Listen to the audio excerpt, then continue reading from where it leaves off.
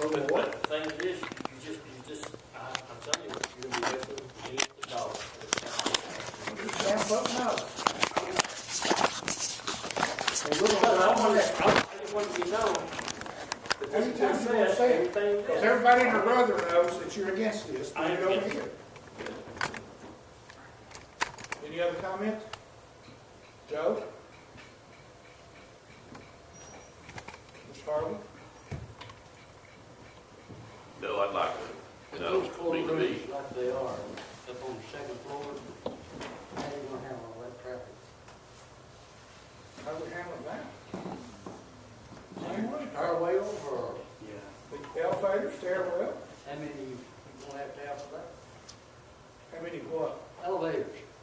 200, 300, I guess, I don't know. There's two in it. We haven't gotten to that detail. What do you This- think this- I'm just this is saying? all- Or what do you That's think where we need most to of your do? population's going. What do you think we need to do? I don't pay the injection everywhere, except I just asked a question. I understand. How you gonna get all those people up on the second How do floor? you get them up there now, Sheriff? Walk them up the steps, right? Yes, sir. Don't have an elevator. No, sir. But I think there's two in this plan.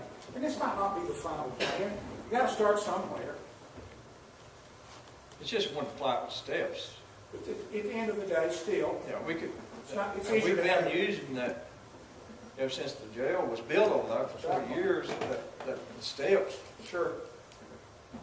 But it'd be nicer to have an elevator, don't you think? Wider steps, maybe? I think if we build, we need to put an elevator in, yes. I think we have to. Yes, walk through that by law. I'm ADA. not talking about the prisoners, I'm talking about the public. What about? Getting all them up there. That's where the elevator's going for the public. Because the jail's gonna be on the ground one level, as I understand it. So the public's gonna, that's where the elevator's going for public access. What you said, John? Can't, how about parking, and have the public, you talk about building, this is something, the bottom floor is built on top of the ground, you're not gonna put it down in, you're not gonna recess this, That would be the goal. put it on top of the ground, so the justice center's gonna be about 15 feet off the ground. Right, it's gonna be a two-story building. Correct, yeah. One part of it, yeah. The front part of it. I'll tell you one thing that bothers me, that space there like that, you said, you take all the employees that work there and hit there, how many's left for customer, for like court days, something like that? How many spaces would you have left after everybody else uses Well, let's their work? talk about that. How many, you got, how many employees total, Pesco? That's Everything, 110 or whatever? everything, right around 100 plus. And they all ain't there at the same time. So they got 3 shifts. So say for that, there's 34 shifts. There's 25 to 30 people there working. Okay? And then when they're not there, the other ones are there. They don't all go there on their time off, I guess. And I think the issue, I think the parking can be controlled. I don't think there's any doubt in my mind in what we've talked about, that the parking can be controlled. Where we're at right now, we finish this up, how many additional parking places are we going to gain by doing this site? That site there, You know, on depends on scale. how much land you want to buy. So most is not come up with parking spaces or how much you gotta have? Well, they think we need to have down 1,500 parking places or whatever. I don't think we need that many. Is there, the state requires so many parking places for how many people come in that building? No, it's not a retail store. No, it doesn't. I mean, if you go look at that, go to Nashville and see how many parking places they got. None. Well, they do, but you pay for it. Or anywhere else, Knoxville, pay for it.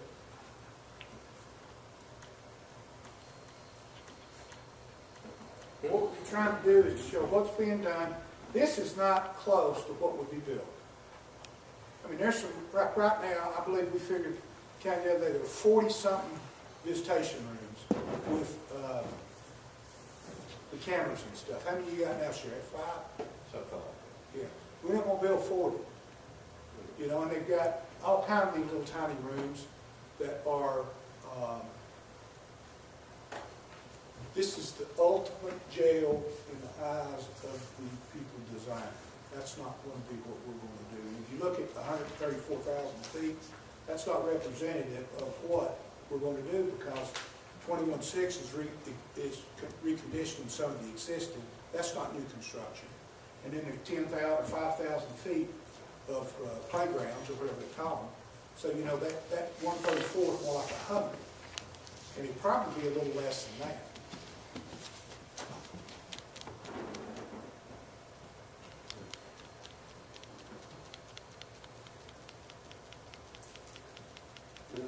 I think you've done a good job putting together like that. And I think we ought to do everything we can to prevent the revolving doors scenario going on here. And I think, Bill, what you said about going down and talking about programs like that, you know, we need to really give a whole lot to that, a thought to that, even though it costs you a little more money down the road. It's going to save you money, because if you stop 30 or 40% coming back in there, that's a tremendous amount of savings in down the road. Is what you have to do. Jerry, now we'll stop there. Staffing, compared to where we are today, You know, we haven't done the staffing analysis on this. you haven't done that? I think, well, I'll take that back, Spencer. I think Mosley has done one on this. I'm not sure. Now, part of the concerns that you guys, what Mosley gave us two concepts. One concept was the radial, which is, this is the control room. All right. And so that's why this was included. This is what you guys wanted, was the radial design. But that would fit on that building or on that space. What they were saying to start with is that it would be a more staff intensive for a different design on that property. But we went back to them and said, we want the radial design to fit on that property, and that's what they've done. As far as stacking analysis, I'd have to look at the report and see if it's included in there. That would be one of the next steps we would do. And at the end of the day, I mean, you know, is anybody listening to how many people this is going to hold? 448, which is what? 180 more than what we got now. What's it built for? That's what, 260 something, 280? For the 268. 268, this is 248. I think that's 180 beds more. Plus, we still got the 40, how many's over in the next to 911? 40. 40. So now that's 488 beds. Plus, we've still got 110 left in the old jail, okay? I think that's a number up and down in it, or something approximately, in the annex, let's call it. So we put that together, we're looking at 600 beds, not 448. And that's the key to the whole thing. You know, we can make that multi-purpose, just like the mayor was saying, on the women's side of that. If it works, fine. If it doesn't work, I mean, I personally don't think that the county can afford to pay if we don't get grants. I don't know how we could use this rehabilitation program. I mean, it's just, we got to have grants. I don't think we can. I mean, we can increase the taxes to do that, obviously. But you know, you talk about cutting 63,000 people's taxes to take care of 25 people. That's a little bit of an issue, in my opinion. One thing I'll mention about that jail to jobs program that we went and looked at. The program seemed to be working very, very well, but I think the key issue was, and Bill, you can correct me if I'm wrong, but those guys had been vetted. They had to really want that program. They had to want to change their life. And I think, They just don't go in there and flip a coin and you're take not, the first 30. no, they don't. It's not, you're going in there and saying, hey, who wants to get out of jail? Who wants to go out on a job and get paid? It's not that. They're vetted to enter into that program, and they have got to really, really want it. or they're not gonna make a change in their life. And Paul, you probably know more about it than I do, but Well, that's I one mean- of the things that I was gonna say a while ago. You know, we're talking about doing these programs within the jail penal system, okay? We're looking at a cost to the county, to the penal system, to do these jobs, jail jobs programs. Now, we've talked about the majority of people that's in jail are in there because of drugs, or the stupidity that they do to get drugs, or the stupid things that they do because they're on drugs. We know that 90+% of that's why they're in jail. Yeah, you're only going to get about 10% of those people that truly want help, okay? The one thing that we're trying to do with this faith-based, true purpose ministries coming in here, this program is looking at being 100% self-sustaining. Not going to cost the county a single penny. The one thing Bill and I talked about several years ago was looking at the workhouse. If there weren't a potential for using that workhouse, that would be fantastic for us to be able to utilize that as the residential part of this. That's the only thing that's holding us up right now from bringing that program to Morristown now. Do I have a space? We don't have a residential space. We're working on trying to get the Matt's building, but we're ready to spend, $1,000 a month for a piece of property to do that. Matt's is already set up for multiple people.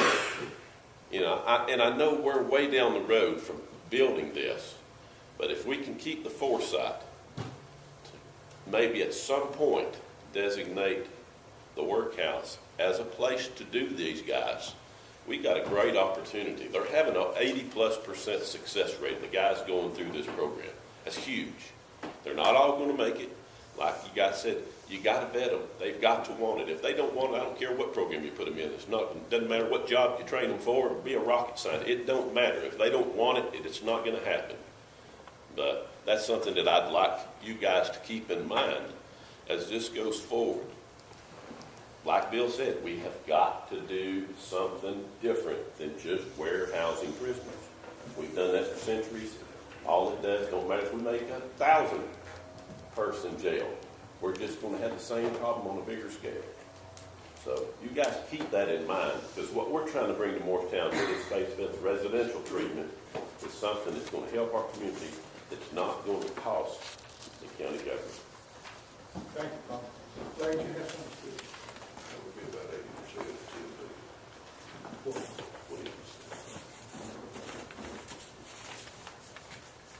Anybody else got anything?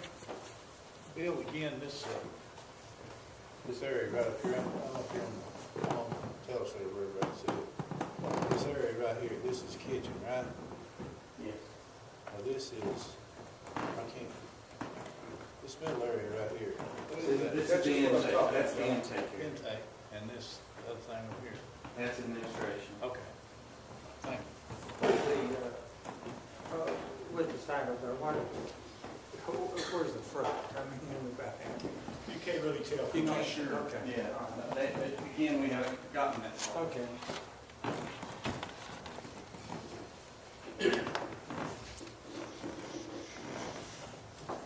Is there any way, will this be posted on the website so that those of us who have visual problems can blow it up? And Sure.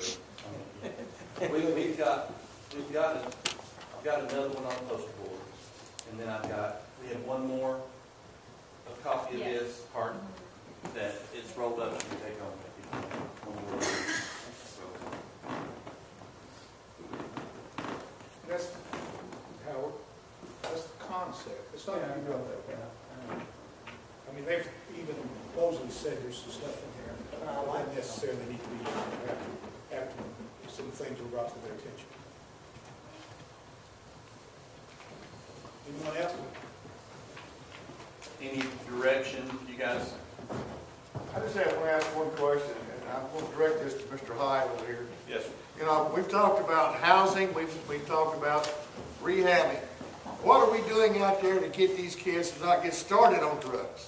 Well, we are doing prevention, working with the families, working with the kids, trying to look at what Bill's talking about, your positive decision making. I mean, there's so many situations and reasons why kids are going to drugs. You got a lot of parents out there, all they are is drug addicts, pulling their kids into their problem with them, providing them the drugs. Prevention is a big thing. That's what we work at the Hamilton County Substance Abuse Coalition. But it takes interaction with families. When you look at the state and federal government, I'm going to tell you, they're idiots. When it comes to spending money to do prevention programs and whatnot, and I don't care. I'll just flat out tell you, they're idiots. They think a billboard and a radio commercial is going to change somebody's life. It takes one-on-one interaction with these kids and with their families to make a difference in their life, and that's what has to happen.